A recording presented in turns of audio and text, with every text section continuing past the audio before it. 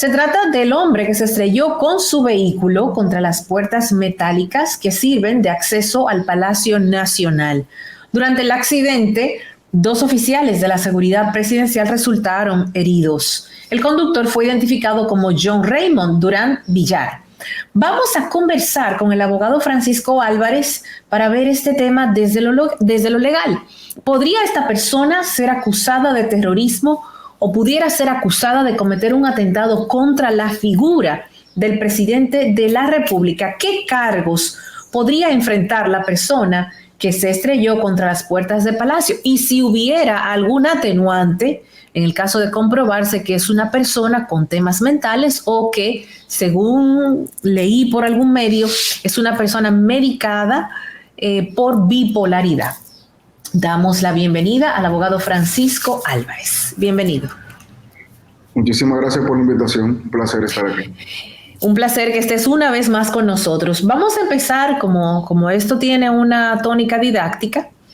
Es un delito traspasar propiedad privada, chocar propiedad privada. Pero cuando pasa en el Palacio Nacional, ¿hay algún tipo de cargo particular que va más allá de una propiedad privada? Sí, evidentemente la naturaleza del daño de la acción siempre va a depender de dónde se ejecutó. Me explico, no es lo mismo yo vamos a decir que tirar una piedra a mi casa, que yo tirar una piedra donde hay una persona, el presidente de la República, que tiene un régimen especial que está configurado para cuidarlo en base no al individuo, sino a la investidura. Ahora bien, y ahí me corrigen porque no sé si tengo la idea correcta. Me parece que el hecho ocurrió en horas de la noche, o en horas de baja ocupación. Entonces el derecho penal, o bueno, el derecho como tal, pero el derecho penal, cuando va a evaluar un comportamiento, lo primero que tiene que hacer es dividir las cosas, los elementos constitutivos, para entender lo que pasó y la gravedad del hecho o de lo que pudo haber ocurrido. Entonces, número 1, tenemos una persona que impacta una estructura.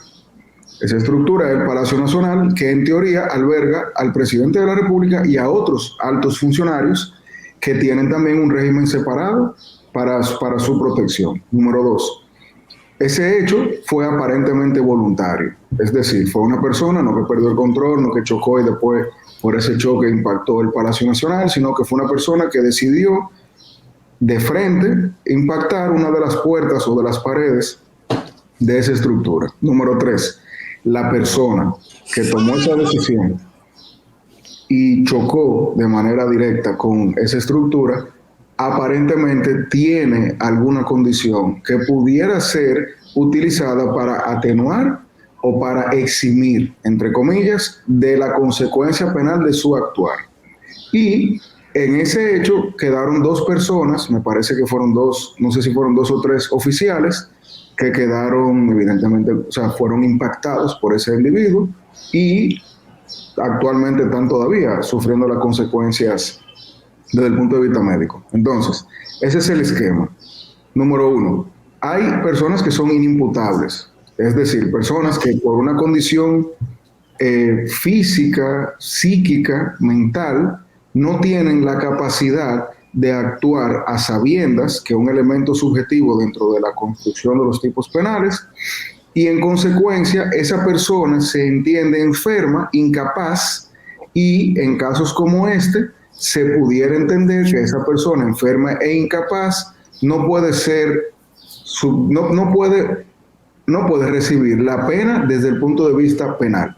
Pero, por ejemplo, ahí te hago, este es un paréntesis. ¿Qué hace una persona así manejando, por ejemplo? Claro, entonces... Estar, no es la palabra, no es incapacitado la palabra, digamos, inhabilitado para utilizar vehículos o no sé, hasta cualquier tipo de maquinaria, instrumentos, porque sobre el entendido de que esa persona no tiene una estabilidad mental, puede convertirse en un peligro para sí mismo y para otras personas. Claro, y ahí viene una de las cosas que yo pienso que nosotros como país lamentablemente tenemos, o sea, nosotros no tenemos un sistema interconectado donde un psiquiatra que ya esté tratando un paciente con X o Y condición pueda, entre comillas, notificar a las autoridades para que las autoridades sepan que hay una persona que está en la calle que está en un régimen especial, me explico. Hay personas que tienen una incapacidad mental que con medicina, con medicamentos, la regulan y son personas totalmente funcionales. Entonces, una persona que tenga un desorden, vamos a decir, de bipolaridad o de cualquier otro de los desórdenes afines, si se medica, es una persona, entre comillas, sí, que no sufre los efectos de esa condición. Ahora, una persona que medicada se considera que no está siendo afectada por esa condición y que ya sea por descuido o por decisión se deja de medicar, eso el derecho siempre lo estudia de una forma muy distinta, porque en teoría es lo mismo, pero a la inversa de que si yo me doy 5 cervezas en lugar de 2, cuando choco, yo no puedo decir, ay, es que yo estaba borracho. No, yo me coloqué en una situación que yo podía provocar ese daño. Entonces, una de las cosas que han dicho las autoridades es, estamos esperando diferentes informes. Primero, para entender la condición que pudiera tener o no el individuo, y segundo, saber si estaba alcoholizado, si tenía en su cuerpo alguna sustancia controlada, porque también son variables que pudieran aplicar. Ahora, en un país no debería estar una persona con una condición diagnosticada y tratada de esa naturaleza al volante. Y eso es algo que nosotros aquí en algún momento tendremos que reflexionar de cómo hacer que por poner ese mismo ejemplo, que los profesionales de la salud tengan mecanismos de notificar a las autoridades cuando ese tipo de cosas ocurran y que las autoridades puedan entonces tomar las previsiones que entiendan necesarias. Sobre el daño a las personas que salieron perjudicadas, eso es un daño separado, o sea, si esos oficiales sufren consecuencias, como decir, económicas, de salud, que lo inhabilite o lo que sea, evidentemente eso será también otra de las cosas que ese señor o sus responsables, en caso de que real y efectivamente se pruebe que era una persona inimputable, tendrán que cubrir. Porque independientemente de que la sanción penal, entre comillas, se mitigue o desaparezca, la consecuencia civil normalmente subsiste, porque eso es un daño objetivo, que así como si mi perro se va y te muerde, o que mi carro yo no le puse el freno y te choca, entonces yo puedo decir que ese daño que ocurrió, que pudo haber sido prevenido por la persona que estaba en control o que tenía la guardia de la persona, en este caso del individuo que supuestamente tiene algún tipo de condición, entonces falló en ese labor de control. Ok, esta persona también hirió con su acción a 2 agentes, a 2 oficiales de la seguridad. ¿Podrían estas personas demandar a este ciudadano? El gobierno puede demandar a este ciudadano. Sí, esas personas tienen acciones incluso, entre comillas, también penales, porque el Código Penal prevé el daño en contra de la persona y tiene varios tipos penales dependiendo del tipo de daño contra la persona. Hay daño contra la propiedad y daño contra la persona.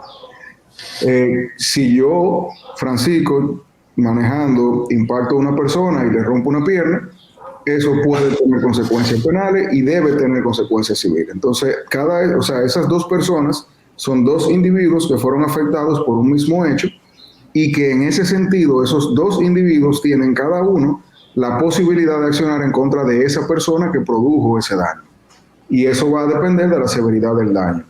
Los daños van desde obviamente la muerte, que es el daño, el peor daño, claro, hasta heridas, golpes y heridas curables de X a Y tiempo. O sea que sí, hay acciones de parte de, entre comillas, el Estado, el Palacio, que me impactaste, me pusiste en peligro, generaste una contingencia, y las personas físicas que sufrieron ese daño tienen cada una acciones personales en contra del infractor. Ok, entonces, ¿puede ser acusado de terrorismo esta persona? El terrorismo ya es un tema un poco más complicado porque es un tipo penal altamente complejo que requiere evidentemente una una intención orquestada, estructurada y organizada para lograr un fin que evidentemente no es lo que aparentemente pasó. Por eso cuando uno va a las leyes especiales, a los tratados internacionales y al mismo Código Penal, el terrorismo no depende del objetivo necesariamente, sino de la intención del actor, del infractor principal.